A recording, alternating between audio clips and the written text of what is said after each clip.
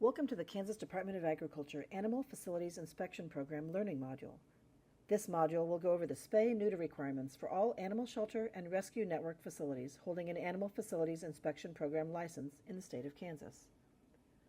All Kansas licensed pet animal facilities must follow the statutes and regulations adopted under the Kansas Pet Animal Act, which is collectively referred to as the KPAA. The KPAA sets the minimum standards each facility must adhere to in order to remain compliant and avoid enforcement action being taken against the license.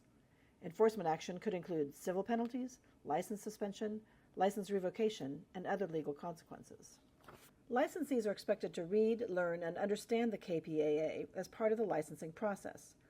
You can find a document that consolidates all Kansas Pet Animal Act statutes and regulations onto a single PDF file on the Kansas Department of Agriculture website at www.agriculture.ks.gov/AFI. Once on this page, scroll down a short distance to where you see the words Pet Animal Act underlined. It will look just like this picture on the bottom of the slide. You can click on that link to find a complete copy of the KPAA, which can be printed or saved to your computer for quick reference. If you do not have access to the internet or our website, you can contact our office to request a printed copy of this PDF be mailed to you. Our contact information is included at the end of this presentation. Within the KPAA, you'll find the spay-neuter requirements for all licensed animal shelter and rescue network facilities outlined in Statute KSA 47-1731. To find the additional spay-neuter requirements for rescue networks and foster homes, go to the second half of the PDF where you'll find the regulations, and you'll find those requirements under KAR 9, 27, and 28. KSA 47-1731 outlines 3 options for a licensed animal shelter or rescue network to meet the spay-neuter requirements in the KPAA prior to any transfer of ownership of that animal. Option 1 includes having a veterinarian surgically spay or neuter any dog or cat prior to any ownership transfer. Option 2 includes having a new owner sign an agreement stating that they will have the animal spayed or neutered. A spay-neuter deposit must also be collected as part of this option. Option 3 is to submit a written request to the AFI office requesting commissioner approval to use your own innovative spay-neuter program instead. In the next few slides, we will discuss all 3 options in more detail. KSA 47-1731A subsection 1 outlines the first option for meeting the spay-neuter requirements. It states that no dog or cat may be transferred to the permanent custody of a prospective owner by a pound, animal shelter, or humane society unless such dog or cat has been surgically spayed or neutered before the physical transfer of the animal occurs. What that means is that under this option, a facility will spay or neuter each animal before transferring the ownership of that animal to any person or to another facility. Notice there is an "or" at the end of this subsection, which brings us to option number 2. KSA 47-1731A subsection 2 outlines the second option for meeting the spay-neuter requirements. It states that the prospective owner signs an agreement to have the dog or cat spayed or neutered and deposits with the pound or animal shelter funds not less than the lowest nor more than the highest cost of spaying or neutering in the community. Let's pause here for a moment. Instead of having each animal spayed or neutered prior to transferring ownership, an animal shelter, pound, or rescue network can instead have the owner sign an agreement. The terms of the agreement include the new owner must guarantee the animal will be spayed or neutered and must provide a deposit. The deposit amount cannot be less than the lowest cost to spay or neuter an animal in the community and cannot be higher than the highest cost to spay or neuter an animal in the community.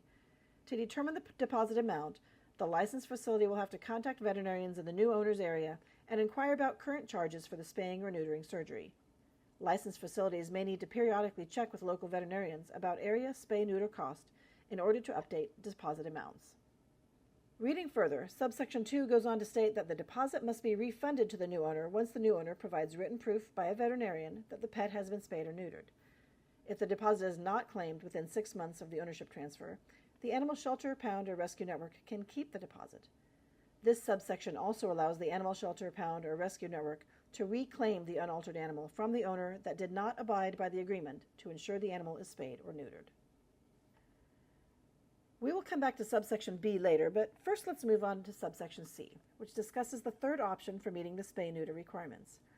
It states that, with the written approval of the Animal Health Commissioner, any pound or shelter may use an innovative spay or neuter program not precisely meeting the requirements of subsection A2 if the pound or shelter can prove to the Commissioner that it is actively enforcing the spaying and neutering requirements set forth in this statute. An example of a program that has obtained the Commissioner's approval to transfer unaltered dogs or cats may include a licensed facility transferring an animal to another shelter or rescue that has the resources to spay or neuter each animal prior to adoption to a final owner. Approval has also been granted for facilities that send unaltered animals to licensed out-of-state animal shelters or rescue networks under certain conditions. We will discuss that scenario further in the next slide. The transfer of unaltered dogs or cats to an out-of-state facility must meet the following points. First, the out-of-state animal shelter or rescue network facility must have a licensing program for animal shelters and rescues and similar spay-neuter laws to Kansas. The facility license must be in good standing in the state. The out-of-state facility also needs to be willing to accept the animal. Transferring animals to states that do not require licensure and inspection of the animal shelters and rescues will not be approved under any circumstance.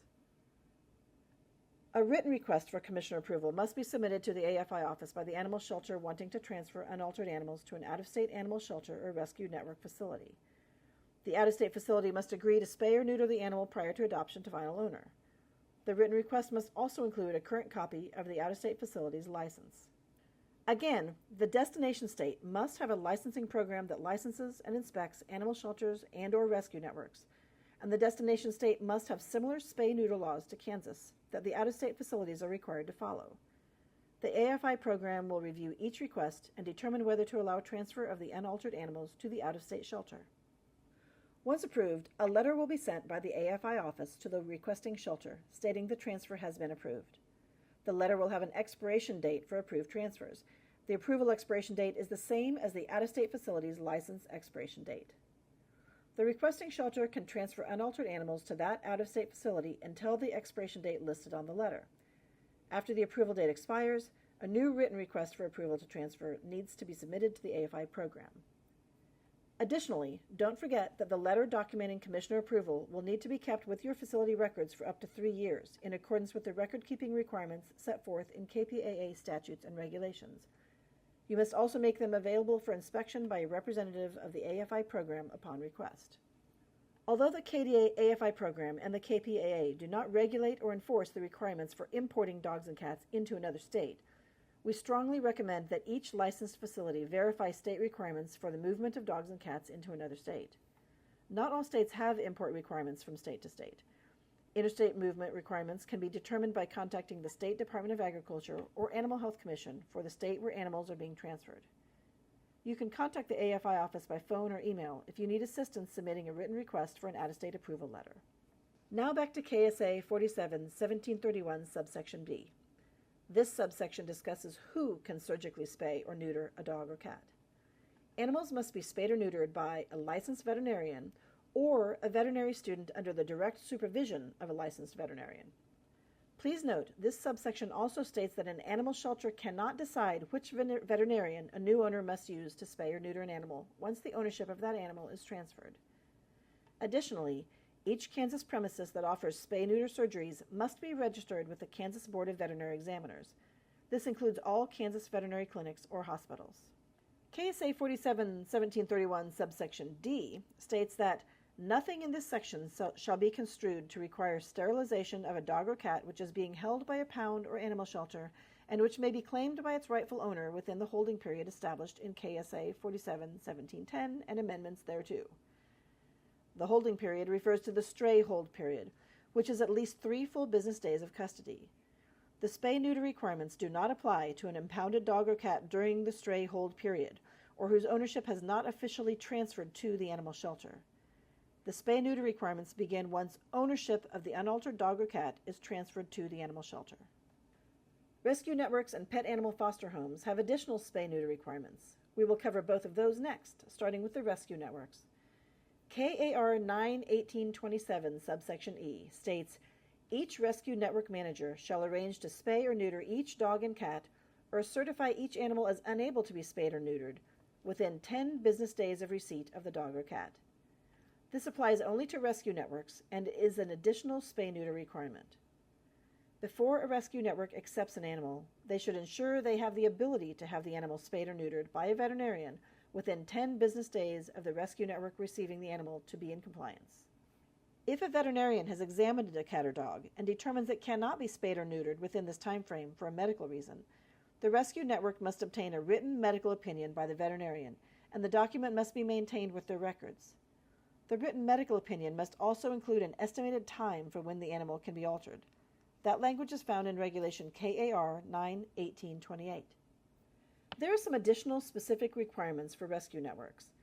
KAR 9-1827 subsection F states each rescue network manager shall process all documentation for each adoption of a dog or cat in the custody of the rescue network and for all spay and neuter deposits. A copy of each of these documents shall be kept at the premises of the rescue network manager. Intact dogs, cats, puppies, or kittens may be adopted only from the premises of the rescue network manager or licensed animal shelter.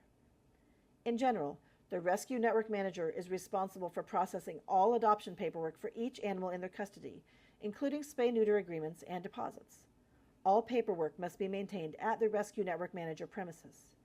Additionally, any intact puppy, kitten, dog, or cat must be adopted from the premises of the licensed facility, not at an off-site location.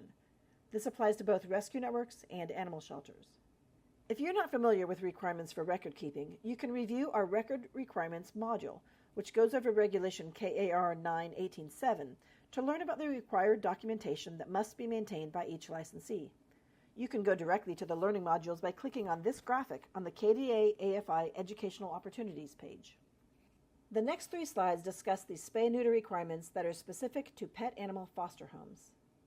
The full text of KAR 9-18-28 subsection I-1 is included here. To summarize, any intact cat or dog aged 6 months or older cannot be placed in a foster home until they are spayed or neutered. The only exception is when a veterinarian examines the dog or cat and determines it cannot be spayed or neutered due to a medical reason.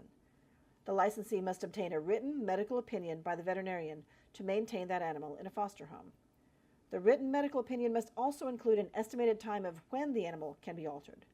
Please note that written documentation must be kept by both the rescue network manager and the pet animal foster home. KAR 9-18-28 subsection I-2 clarifies that intact female dogs or cats that are nursing puppies or kittens can be housed in a foster home, but only until the puppies or kittens are weaned. Weaned is defined in a separate regulation as eating solid food and not nursing for 5 days in a row. In addition, intact puppies or kittens can only remain in foster care unaltered until they reach 6 months of age. At 6 months of age, they need to be spayed or neutered to remain in foster care or sent back to the main facility until they can be spayed or neutered. When the KPAA references adult animals, it means any dog or cat aged 4 months or older. Foster homes are only allowed to house 10 adult foster animals at any one time, but that will be covered in more detail in the foster home module.